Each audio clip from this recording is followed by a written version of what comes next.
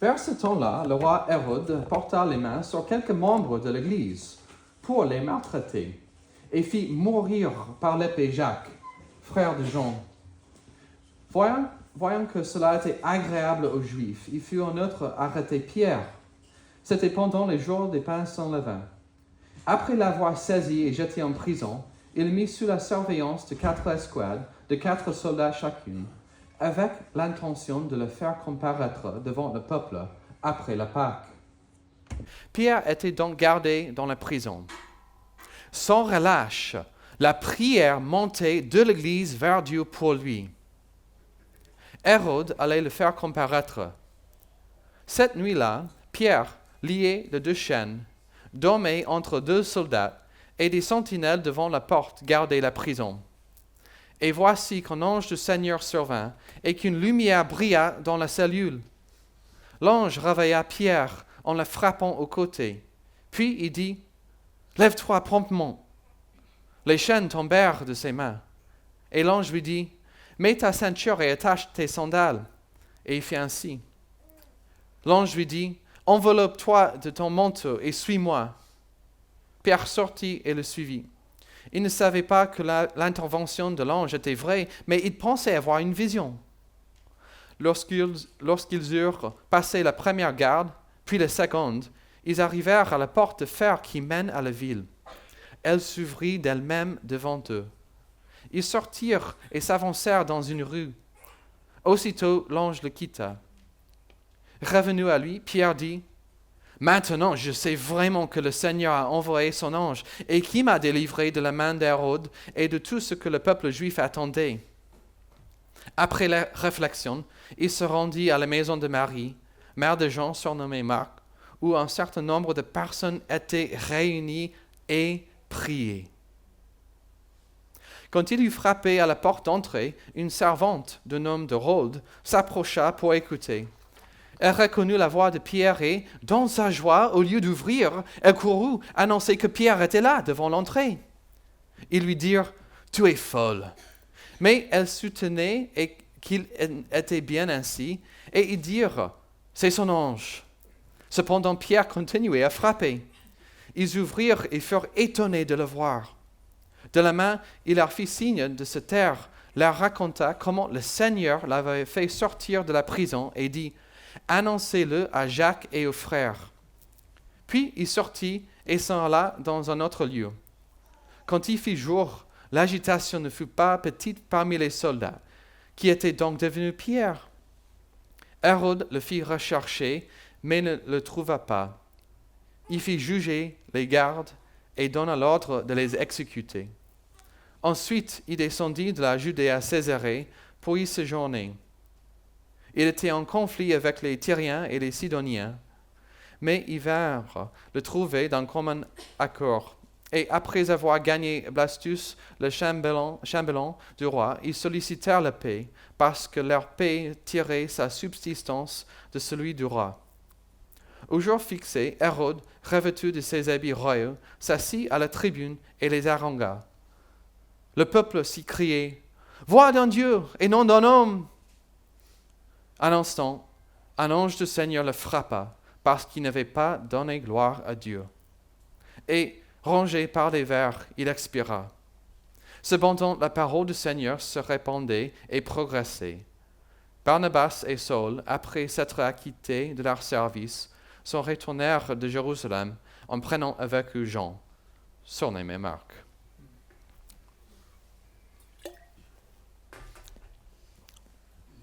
Les premiers 5 versets constituent la première partie de notre chapitre. Prions pour les emprisonnés. Prions pour les croyants emprisonnés. Au verset 1, on voit que l'annonce de la persécution a été initiée par Hérode. Qui est Hérode? Il s'appelle Hérode Agrippa. Il était petit-fils de Hérode Ier le Grand, qui a organisé le massacre des enfants, comme la raconte Matthieu au début de l'évangile selon Matthieu. Et donc le Hérode de notre chapitre est le petit-fils de ce Hérode le Grand qui a organisé le massacre des enfants. Au verset 2, on voit que la mise à mort de l'apôtre Jacques a été organisée par cet Hérode. Pourquoi? Pourquoi? Pour plaire aux Juifs, comme on va expliquer. Mais tout d'abord, qui est ce Jacques? Il était frère de l'apôtre Jean. Ce Jacques était l'un des hommes appelés par Jésus quand ils étaient dans une barque en pêchant, aussi au début des évangiles. Pourquoi cette persécution? Pourquoi Hérode a organisé la mise à mort de Jacques et d'autres personnes? Comme nous lisons dans les évangiles et même dans le livre des Actes, depuis la vie de Jésus, les chefs religieux et les adhérents étaient opposés à Jésus et aux croyants. Certes, les Juifs étaient les premiers à devenir chrétiens, mais ils n'ont pas tous fait.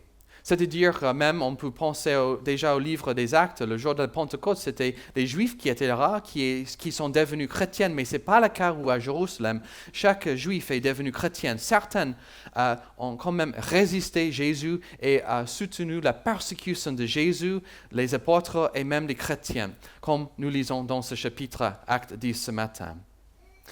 Hérode voulait plaire aux Juifs. Donc, il a éliminé l'un de leurs ennemis pour gagner leur soutien.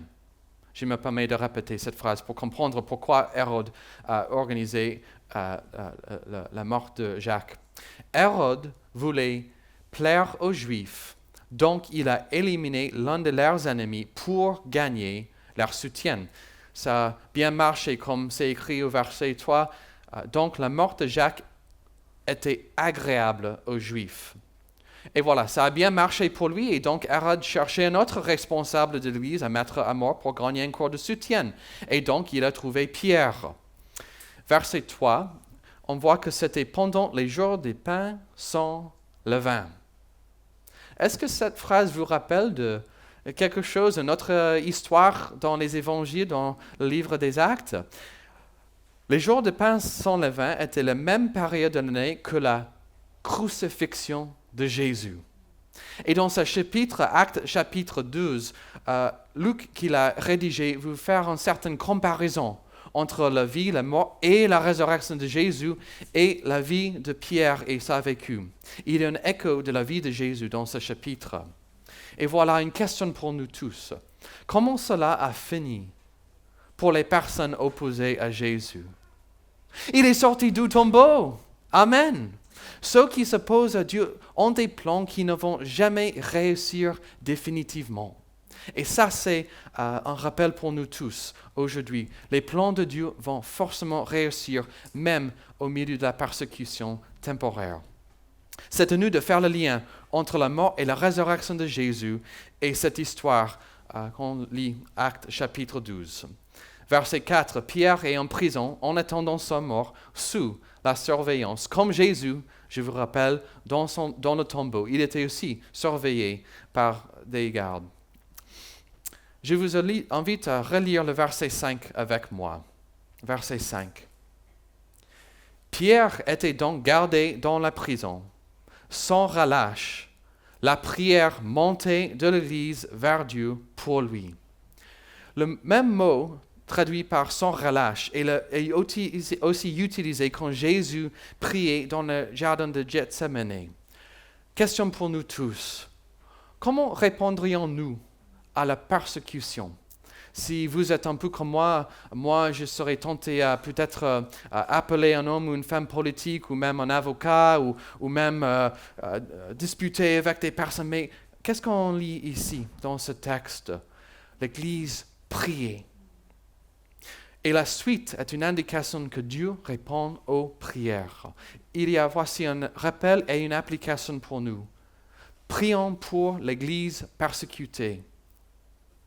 Est-ce que vous êtes découragé après avoir prié sans voir résultat, sans voir réponse? J'espère que ce texte et cette histoire va vous encourager à continuer à prier, sachant que Dieu répond aux prières.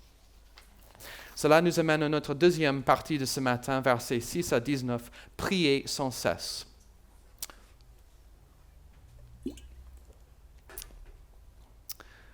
Avez-vous déjà été si heureux dans votre vie que cela vous a conduit à faire des bêtises? Avez-vous déjà été si heureux dans votre vie que cela vous a conduit à faire des bêtises? Je pense à un couple d'amoureux. C'est typiquement l'homme qui a tendance à faire des bêtises pour plaire à sa copine, et ce qui est encore plus ridicule, c'est qu'elle rit à cause de ses bêtises, et c'est drôle, n'est-ce pas? On peut aussi penser au match de sport. Il y a une certaine tendance, quand on regarde notre équipe préférée et notre équipe gagne, on a tendance à faire câlin aux étrangers, et parfois on sort dans la rue pour chanter, crier. Oui, c'est ridicule, n'est-ce pas? Mais on est saisi par la joie, on a tendance à faire des choses un peu ridicules grâce à la joie. Nous allons lire dans quelques instants une autre histoire comme ça, une jeune fille qui a fait une bêtise en raison de sa joie. Et on commence cette histoire au verset 6. Pierre dormait. Pierre dormait et il était chaîné, il était entre deux gardiens de prison attachés par les chaînes. Et il y avait d'autres gardes à la porte. En préparant cette prédication, je me suis posé des questions. Comment ? Il attendait sa mort, il était en prison, il était enchaîné à deux gardiens de prison avec deux autres à la porte. Comment est-ce qu'il a pu dormir? Psaume 4. Quand je crie, réponds-moi, Dieu de ma justice. Dans la détresse, tu me mets à l'aise. Fais-moi grâce, écoute ma prière. Aussitôt couché, je m'endors en paix, car toi seul, ô Éternel, tu me fais habiter en sécurité. Pierre suivait Dieu. Même en prison, il était en paix, sachant que Dieu est au contrôle. Avez-vous du mal à dormir? Est-ce que vous luttez souvent contre les angoisses et les stress, etc.? Comme première étape, c'est-à-dire pas la seule étape ni la dernière étape, mais comme première étape, passez un court de temps dans la prière, en lisant la parole, comme Pierre l'a fait, n'est-ce pas? Au verset 7 à 10, on voit la libération de la prison grâce à un ange. Dans le texte, nous n'avons pas des détails. Le comment. Comment est-ce que cette porte a ouverte? Ce n'est pas à nous de savoir. C'était un miracle. Un ange de Dieu est intervenu. Et verset 9, Pierre pensait même lui-même que c'était un rêve. Et cela nous indique que Pierre savait que ce n'était pas lui qui était responsable pour cette libération de prison. La seule explication, c'est que Dieu est intervenu pour le faire libérer de prison. Au verset 2, on voit que pour la deuxième fois dans cette histoire que l'Église priait. C'est la deuxième description de cette Église dans ce chapitre. Ensuite, Pierre est sorti de prison, il est arrivé à cette maison de Marie, il a toqué à la porte et une servante qui s'appelle Rhode a répondu. Elle était trop contente qu'elle l'a laissé à la porte. Elle était pleine de joie, elle a fait une bêtise, elle était choquée, elle était émerveillée, elle est dans l'allégresse d'avoir vu que c'était Pierre qui était à la porte. Parfois, les gens me posent la question, est-ce qu'il y a de l'humour dans la Bible? Et la réponse est pas trop souvent parce que le contenu, le sujet ultime de la Bible est très sérieux, très important, que ce n'est pas forcément adapté à l'humour, mais parfois il y a certains chapitres, même certains versets qui sont, on peut dire, marrants. Et je dirais que cette histoire ici, c'est rigolote, n'est-ce pas? J'apprécie beaucoup ce qu'un commentateur a écrit à propos de cette histoire de Rhode qui a laissé Pierre à la porte en toquant. Un commentateur a écrit « Comme il continuait à frapper à la porte, Pierre s'est sans doute dit qu'il était plus facile de s'évader de prison que de participer à une réunion de prière. J'espère que le même n'est pas vrai de notre Église. J'espère que vous ne pensez pas que c'est plus facile d'échapper de prison que de participer à un groupe de maison de notre Église. Mais voilà, nous avons ici peut-être une histoire rigolote dans la Bible. Mais pourquoi inclure cette histoire de Rhode? Oui, il y a de l'humeur dans la Bible, mais on voit aussi des détails pour indiquer l'authenticité. de cette histoire, que c'était vraiment un ange qui a fait sortir Pierre de la prison. On voit des détails qui nous donnent de confiance que Luc avait raison d'écrire cette histoire. Il y avait des témoins qui ont vécu, qui ont vu ces choses. Et donc, les histoires comme celle-ci sont données pour nous donner confiance que c'était rédigé par les témoins des événements. Mais il y a aussi une application très importante. C'est une autre application pour nous tous. Que Dieu réponde aux prières. Soyons encouragés, continuons à prier, sachant que Dieu répond aux prières. Et cela nous amène au troisième et dernière partie de ce texte ce matin, versets 20 à 25. Prions le chef suprême.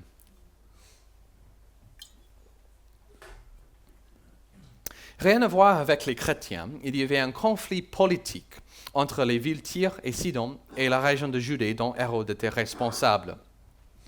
Merci de relire versets 21 et 22 avec moi. Au jour fixé, Hérode, revêtu de ses habits royaux, s'assit à la tribune et les harangua. Le peuple s'écria « Voix d'un Dieu et non d'un homme !» Je vous rappelle que dans cette histoire, il y a déjà des similitudes entre la crucifixion de Jésus et cette histoire avec Hérode et Pierre. Au verset 3, on lit de l'exécution de Jacques pendant les jours de pain sans levain. C'était la même période que la crucifixion de Jésus. Verset 4, Pierre était en prison en attendant sa mort après la Pâque. La fuite de Pierre de la prison par un ange qui a annoncé aux femmes au tombeau de Jésus que Jésus était ressuscité. Verset 21, on lit des habits royaux de Hérode. Et lors de la crucifixion de Jésus, il avait un manteau écarlate. Les mêmes personnes, je vous invite à considérer ce point, les mêmes personnes qui ont crié, verset 22, « Voix d'un Dieu et non d'un homme », les mêmes personnes étaient peut-être là lors de la crucifixion de Jésus qui ont crié qu'il soit crucifié. C'est possible. Verset 23, c'est un ange qui a frappé Hérode, et c'était Jésus lors de sa vie c'était un ange qui a annoncé sa résurrection. Il y a une application pour nous ici. Qui est roi digne de notre louange? Un homme, une femme politique de ce monde, ou le Jésus crucifié pour les pardonner aux pécheurs comme vous et moi, et le Seigneur ressuscité qui est sorti du tombeau, dont les anges ont annoncé cette nouvelle vie pour nous donner l'espérance éternelle. Qui est votre roi digne de votre louange, de votre confiance? Et cela nous amène aux quelques applications ce matin. Ce n'est pas à nous de louer un homme ou une femme politique. Qui a votre confiance? Qui a votre confiance ultime? Il faut être clair, selon la Bible, les hommes et les femmes politiques sont les autorités légitimes et ils méritent notre respect. Mais ce n'est pas à nous de les louer. Même si nous ne disons pas à voix haute, voix d'un Dieu, dans nos cœurs, plaçons-nous notre confiance dans les hommes politiques pour faire ce que Dieu seul peut faire? C'est une question pour nous tous. Vous passez combien de temps en lisant des actualités sur la politique, les histoires et les réseaux sociaux même, et combien de temps en lisant la Bible et dans la prière? Qui adorez-vous? Ça, c'est une question légitime pour nous tous, après avoir lu et considéré ce texte ici. Qui est notre roi? Qui mérite notre louange? Il y a notre application, prier pour nos chefs. Au début de cette prédication, j'ai fait référence à Marie Durand qui était emprisonnée à cause de la décision prise par un responsable, Louis XIV et d'autres chefs de l'État. Les chefs de l'État ont pris la décision de rendre interdits les cultes protestants et de persécuter les croyants. Il faut prier pour nos chefs, n'est-ce pas? Prions pour nos responsables. Ce chapitre nous rappelle aussi de l'importance de la prière. Les deux descriptions de l'Église dans ce chapitre, je les cite, ils prient. La prière collective était une priorité pour l'Église primitive. Dans notre Église, nous avons nos groupes de maison. Je vous encourage à y participer si vous avez l'occasion de le faire, parce qu'il y a une étude biblique et aussi l'occasion d'échanger le sujet de prière et prier pour le nôtre. Selon l'Église primitive, l'Église du livre des Actes, la prière collective était une priorité. Quels mots décrivent notre Église, l'Église Lyon-Gerland? C'est une question que je pose à nous tous. Quels mots décrivent notre Église? Quand nous réfléchissons à nos priorités, nos activités, pensons-nous à la prière, même la prière collective? J'espère que ce texte nous rappelle de l'importance de la prière et la prière collective et que nous soyons encouragés à continuer à prier et considérer comme priorité la prière collective, sachant que Dieu répond aux prières. Prions ensemble. Notre Dieu, nous te prions comme on est assemblés ce matin. Nous sommes l'Église ici et nous te prions, sachant que tu entends et tu réponds à nos prières. Nous voulons prier tout d'abord pour l'Église persécutée. Nous voulons prier même sans cesse pour cette Église, que nous ne soyons pas fatigués, mais qu'on soit plein de motivation de continuer à prier pour nos frères et nos sœurs persécutés. Seigneur, on prie que tu les libères de la prison selon leur contexte et qu'ils soient fidèles à toi et à ta parole et que tu agisses d'une façon claire dans les pays où ton Église est persécutée pour que ton peuple ait la liberté de se voir sans menace. Nous prions aussi que la prière individuelle et la prière collective soient une priorité pour notre Église. Quand on pense à nos priorités en tant qu'Église, quand on pense à nos priorités individuelles, que les prières soient à l'auteur de la liste. Seigneur, donne-nous une motivation et aussi l'encouragement de continuer à prier, de prier individuellement, mais aussi avec nos frères et nos sœurs, sachant que tu nous écoutes et tu réponds aux prières. Et on le prie au nom de Jésus. Amen.